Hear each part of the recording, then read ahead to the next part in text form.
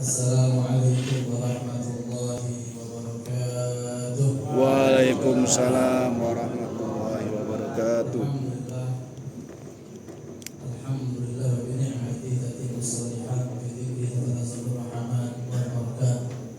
Asyhadu an la ilaha illallah wahdahu la syarika lah, rabbul ardina was samawat.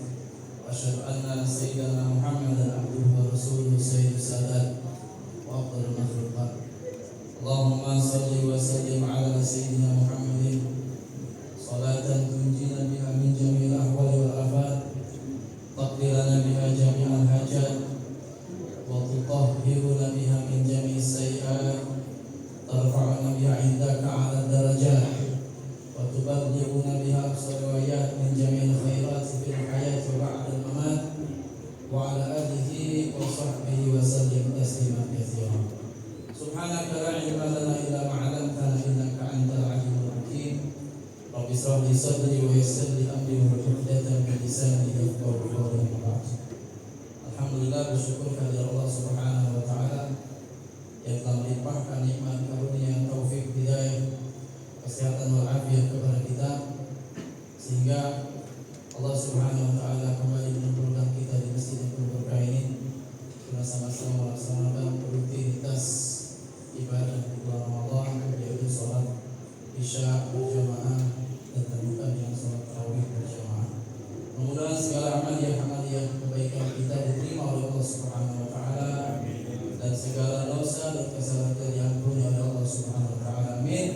Amin ya rabbal alamin. Shalawat yang sana senantiasa tetap tercurahkan kepada panutan kita, junjungan agung kita baginda Nabi Muhammad sallallahu alaihi wasallam beserta para sahabat, keluarga dan pengikut beliau sampai akhir zaman. Masyaallah hadirin wal hadirat al-muslimin wal muslimin yang dirahmati Allah Subhanahu wa taala. Judul kultum kita pada malam ini adalah langkah meraih cinta Allah di bulan suci Ramadan. Maka tidak lain dan tidak bukan Allah Subhanahu wa taala telah memberikan satu bocoran, ya. Kita diberikan satu bocoran bagaimana cara mendekatkan diri kepada Allah, cara mendapatkan cinta Allah Subhanahu wa taala. Di dalam Al-Qur'an surat Ali Imran ayat 31 Allah berfirman, "Qul in kuntum tuhibbunallaha fattabi'uni yuhibbukumullah wa yaghfir lakum dzunubakum wallahu ghafurur rahim." Yang artinya bahwasanya Allah berkata kepada baginda Nabi Muhammad sallallahu alaihi wasallam, "Wahai Muhammad, katakan kepada umatmu, in kuntum, jika kalian mencintai Allah, fattabi'uni yuhibbukumullah." Maka langkah yang paling tepat agar kita mendapatkan cinta Allah Subhanahu wa taala adalah kita mengikuti langkahnya Rasulullah sallallahu alaihi wasallam. Kita ikuti keseharian Rasul sallallahu alaihi wasallam. Kita ikuti sunnah Nabi Muhammad sallallahu alaihi wasallam. Terkhususnya di bulan suci Ramadan yang penuh berkah ini, banyak sekali ayat hadirin dan hadirat sunnah Rasulullah yang mungkin bisa seluruhnya kita laksanakan. Pertama, di antara kesunahan di bulan Ramadan, ketika kita berbuka puasa, kita disunahkan untuk ta'jil fitrah, yaitu menyegerakan berbuka puasa. Maka tatkala menyegerakan buka puasa itu minimal dengan 3 buah kurma. Ini sunnah Rasul sallallahu alaihi wasallam. Kemudian setelah itu waktu berbuka kita berdoa. Ya, dianjurkan untuk membaca doa, dan insyaallah kita semua sudah hafal. Allahumma laka sumtu wa bika amantu wa ala rizqika aftartu. Nah, di sini sebagai ulama berpendapat setelah wa ala rizqika aftartu ada tambahan. Kalau kita langsung ditutup dengan rahmatika ya arhamar rahimin. Namun ada tambahan, zahabat dhama wa batalatil urub wa thabatal ajr insyaallah. Ini yang mungkin baca. Jadi setiap buka Allahumma lakal sumtu wa bika amantu wa ala rizqika afqaltu dhahabat dhama wa qtalatil urud wa thabatal ajru insyaallah. Ya, ini tambahannya. Boleh itu dengan wa rahmatika ya arhamar rahimin. Kemudian juga ada sunnah Rasulullah juga ketika di bulan Ramadan, ketika sedang berpuasa, mandi di setiap malam, setiap sebelum melaksanakan sholat tarawih. Ini sunnah mandi di malam Ramadan. Tujuannya apa? Agar kita itu bersemangat di waktu sholat. Tapi kalau kita belum mandi, ya pastinya agak gerah. Apalagi yang tadinya aktivitasnya penuh di waktu siang Ramadan. Nah, itu disunahkan untuk mandi setiap malam. Jadi mandi itu yang disunahkan waktu kita puasa itu adalah malam setelah berbuka, bukan mandi di sore hari. Bahkan mandi di sore hari itu termasuk makruhnya puasa. Ya, kalau ketelan banyu waktu mandi sore batal puasanya. Tapi kalau mandi yang sunnah itu kalau ketelan banyu tidak sengaja tidak batal puasanya. Seperti mandi Jumat.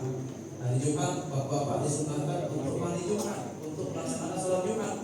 Ketika mandi kemudian ada air yang masuk tanpa sengaja, itu tidak membatalkan puasa. Jadi ini yang bedanya mandi yang disunnahkan dengan mandi yang dimakruh.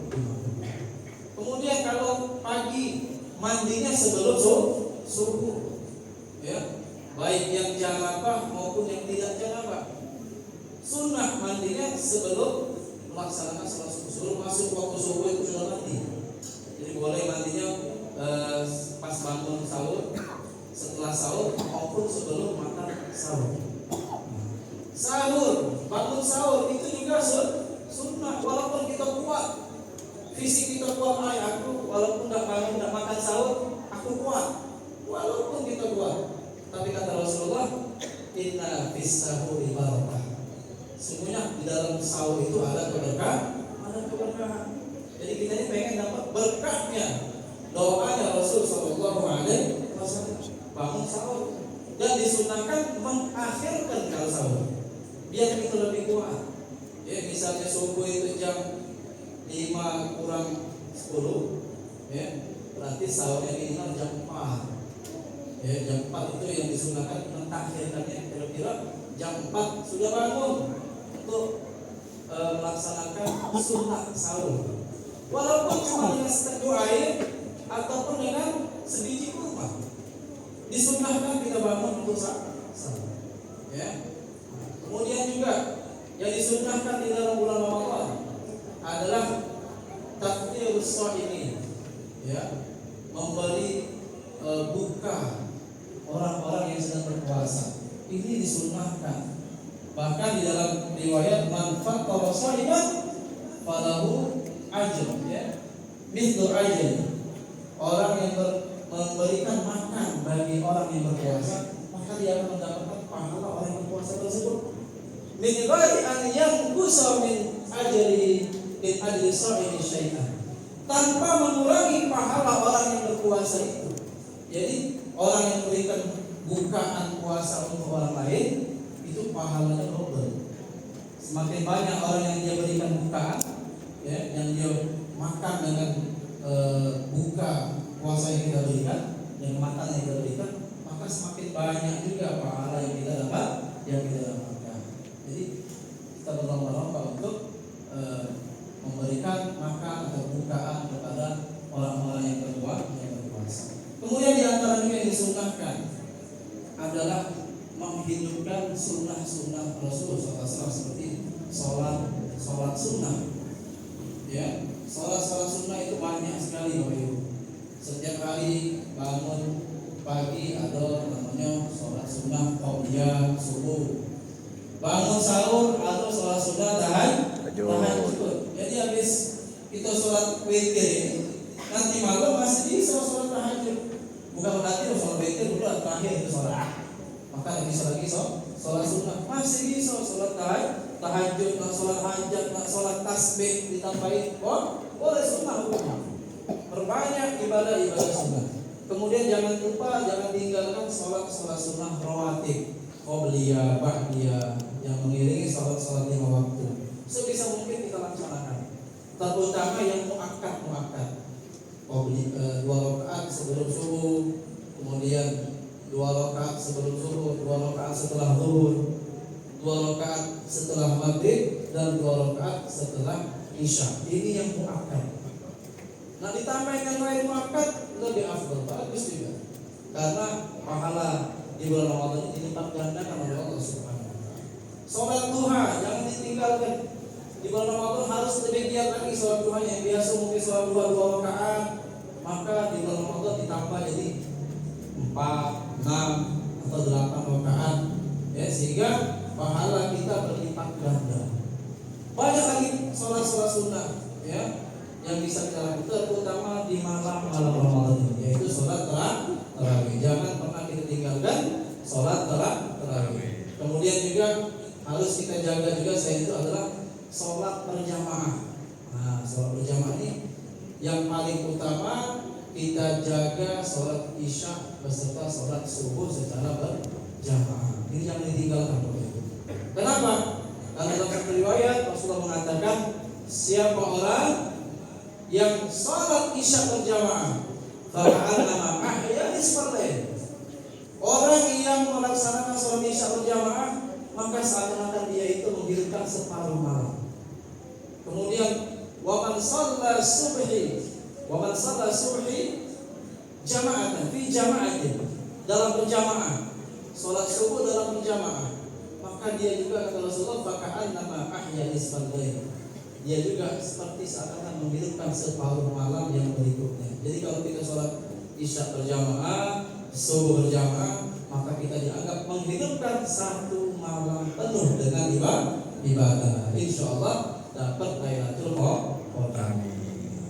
Banyak lagi sunnah yang lainnya yang mungkin tidak disebutkan, yang mudah-mudahan yang sebutkan tadi bisa kita amalkan, bisa kita maksimalkan dalam keseharian kita, khususnya di bulan Ramadan, dengan tujuan agar kita mendapatkan cinta Allah Subhanahu wa taala. Kalau kita ikuti Nabi Muhammad, kita laksanakan sunnah Rasul, maka hadiahnya dari Allah adalah yuhibbukumullah wa yaghfir lakum dzunubakum. Maka hadiah dari Allah adalah cintanya Allah. Allah akan cinta kepada kita. Yuhibbukum wa yaghfir lakum dzunubakum. Dan Allah akan ampunkan kita dari segala dosa. Mudah Allah Subhanahu wa taala dengan datangnya bulan suci Ramadan bisa meningkatkan kualitas ibadah kita dan meningkatkan kuantitas ibadah kita di dalam bulan suci Ramadan, agar nantinya setelah keluar dari Ramadan rutinitas amalia ibadah tersebut masih tetap bisa kita rutinkan di dalam keseharian kita. Amin. Ya Rabbal Alamin. Ini yang bisa kami sampaikan. Lebih kurangnya mohon maaf. Akhirul kalam, billahi taufiq wal hidayah wa hidayah. Assalamualaikum warahmatullahi taala wabarakatuh. Waalaikumsalam.